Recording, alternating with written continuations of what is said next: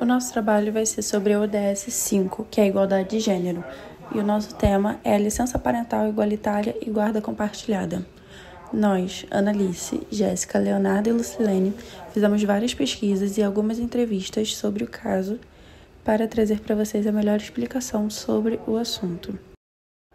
A licença parental é um processo no qual um dos pais acaba manipulando a criança para que ela tenha uma visão negativa sobre o outro responsável, tentando de alguma forma prejudicá-lo na disputa para a guarda.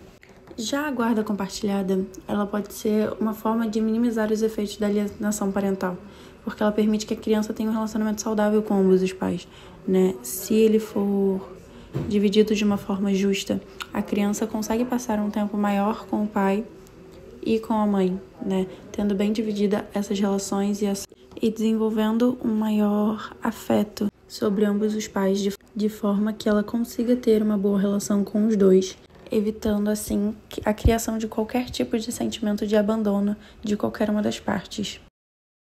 A alienação parental, eles podem ocorrer nos casos de guarda compartilhada quando um dos pais tenta de alguma forma estragar o relacionamento da criança com o outro responsável. E nesses casos, é necessário buscar uma intervenção de profissionais como psicólogos ou assistentes sociais, na busca de reverter a situação, visando o melhor para a criança. Conforme as nossas entrevistas, os tópicos abaixo foram os mais comentados sobre a licença parental igualitária e a guarda compartilhada. O primeiro dele é a desigualdade de oportunidade de carreira.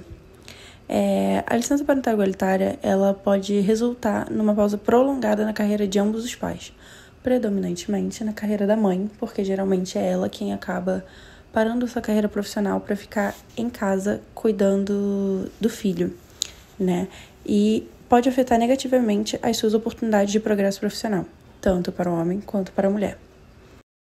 O nosso segundo tópico mais comentado é sobre a sobrecarga das mães, que mesmo com a guarda compartilhada, muitas vezes existe uma expectativa social de que as mães assumam a maior parte das responsabilidades sobre o filho, e isso pode levar a uma sobrecarga emocional e física muito grande para elas, mesmo tendo uma divisão igualitária de tempo de guarda. Dificuldades de comunicação. O nosso terceiro tópico mais comentado é sobre os conflitos e dificuldades de comunicação, que a guarda compartilhada ela exige uma cooperação efetiva entre os pais, o que nem sempre é fácil tendo em vista a nossa sociedade. Entre diferenças de opiniões, problemas de comunicação e conflitos que podem surgir, o que pode prejudicar muito a capacidade de tomar decisões conjuntas em relação aos filhos, prejudicando os menores. O nosso quarto tópico mais comentado é sobre as dificuldades logísticas. A guarda compartilhada ela pode envolver um cronograma bem complexo de trocas de guarda e logística sobre que dia que a criança vai ficar com o pai ou com a mãe, o que pode ser desafiador e confuso demais, tanto para os pais quanto para as crianças. E isso pode incluir problemas em transporte, coordenação de horário e ajustes constantes de rotina que a criança vai ter que ter. E o nosso último tópico mais comentado é sobre o impacto da estabilidade emocional das crianças, que embora a guarda compartilhada ela seja benéfica para muitas crianças, algumas podem sentir dificuldades em se adaptar a esse tipo de situação. E mudanças frequentemente de ambientes, rotinas, podem causar estresse e afetar a estabilidade emocional das crianças, podendo prejudicar o seu desempenho na escola e seu desenvolvimento social com as outras crianças. E é importante destacar que esses problemas eles não são inerentes à licença parental igualitária e à guarda compartilhada, mas sim a desafios que podem surgir e precisam ser abordados de forma adequada para garantir o bem-estar de todos os envolvidos. E nós temos os impactos na estabilidade emocional das crianças, que é crucial para o seu desenvolvimento saudável e bem-estar geral. Fatores como ambiente familiar, relações interpessoais, experiências escolares e traumas, eles podem influenciar significativamente nas suas emoções. E a primeira área possivelmente afetada é o desempenho acadêmico, que é onde as crianças elas tendem a se conectar melhor e obter os melhores resultados na escola. Em contraste, aquelas com problemas emocionais, elas podem ter uma dificuldade muito grande de concentração, aprendizado e desempenho acadêmico. A segunda área possivelmente afetada seria sobre seus relacionamentos sociais, que seria a capacidade de se formar e manter relacionamentos saudáveis, que é influenciada pela estabilidade emocional. Uma criança com um bom controle emocional, ela tende a ter as melhores habilidades sociais, enquanto aquelas com estabilidade emocional, elas podem ter dificuldades em fazer amigos e interagir com os outros. O nosso terceiro tópico seria sobre a sua saúde mental. A estabilidade emocional na infância ela é um fator protetor contra o desenvolvimento de problemas de saúde mental, como a ansiedade e a depressão na adolescência e na vida adulta. O nosso quarto tópico seria sobre o comportamento. Uma criança emocionalmente estável, elas são mais propensas a exibir comportamentos positivos e cooperativos. Já aquelas com uma estabilidade emocional muito grande, elas podem apresentar comportamentos agressivos, impulsivos ou até retraídos. O nosso quinto tópico, ele fala sobre a autoestima, que a estabilidade emocional, ela contribui muito para o desenvolvimento de uma autoestima saudável. As crianças que se sentem seguras e apoiadas, elas são mais confiantes e elas têm uma visão muito mais positiva de si mesma. Já aquelas com uma estabilidade emocional abalada, elas tendem a se sentir mais inseguras e menos confiantes, ocasionando uma visão muito negativa sobre si mesma, numa sensação de incapacidade. E o último tópico sobre as áreas possivelmente afetadas seria sobre a nossa capacidade de resiliência, onde as crianças emocionalmente estáveis, elas têm a maior capacidade de lidar com as adversidades e recuperar-se de situações difíceis, onde a estabilidade emocional, ela pode diminuir essa resiliência, tornando-as mais vulneráveis ao estresse e às dificuldades, dificultando assim as mudanças que podem ocorrer ao longo da vida.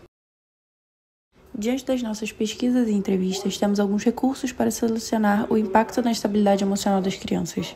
O primeiro seria a comunicação aberta e a cooperação entre os pais, que é essencial que os pais se comuniquem de forma aberta e cooperativa, mantendo a criança como prioridade, e isso inclui compartilhar informações importantes e relevantes sobre a rotina, saúde e bem-estar da criança, além de tomar as decisões conjuntas sobre a criação e educação. A nossa segunda resolução seria a transição e adaptação, que garante que as transições entre as casas dos pais sejam suaves e previsíveis, que pode ajudar a criança a se adaptar bem melhor, estabelecer rotinas consistentes, criar um ambiente acolhedor e familiar entre ambos os lares e minimizar as mudanças abruptas que podem contribuir para a estabilidade emocional das crianças.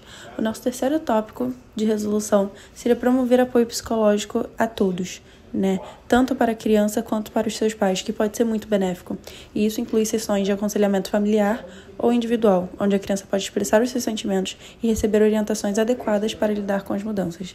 E os pais recebendo também orientações adequadas para lidar com os novos desafios que podem vir diante desse novo modo de educação e desenvolvimento da criança. A nossa quarta resolução seria a permanência de vínculos familiares, que é importante que a criança ela mantenha contato regular com todos os membros da família, tanto com os avós quanto com os irmãos, tios e primos.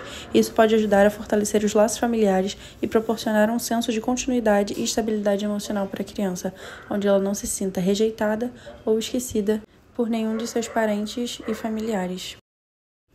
E o nosso último recurso para solucionar o impacto na estabilidade emocional das crianças seria a educação e atividades extracurriculares, onde a criança vai ganhar um grande incentivo e um senso de pertencimento e estabilidade. Participar de eventos escolares com seus amigos e familiares, esportes ou outras atividades contribui para a construção de uma rede de apoio social e emocional para a criança. O regime de guarda de filhos. Pesquisamos também sobre a distribuição do regime de guarda de filhos no Brasil, e a gente tem 4 tipos de guarda. A primeira seria a unilateral, que é um dos pais que cuida da criança na maior parte do tempo e toma as decisões do dia a dia. O outro pai ele tem direito às visitas e paga a pensão alimentícia. Quem não tem a guarda ainda pode dar opiniões sobre as coisas importantes, mas quem cuida e tem a última palavra é o guardião legal da criança. O segundo regime de guarda seria a alternada, onde a criança passa um tempo na casa de um responsável e depois vai para a casa do outro, tendo revezamento. Cada vez que está com um, aquele pai é responsável por tudo, e isso pode ser meio confuso para a criança por causa das mudanças constantes de casa.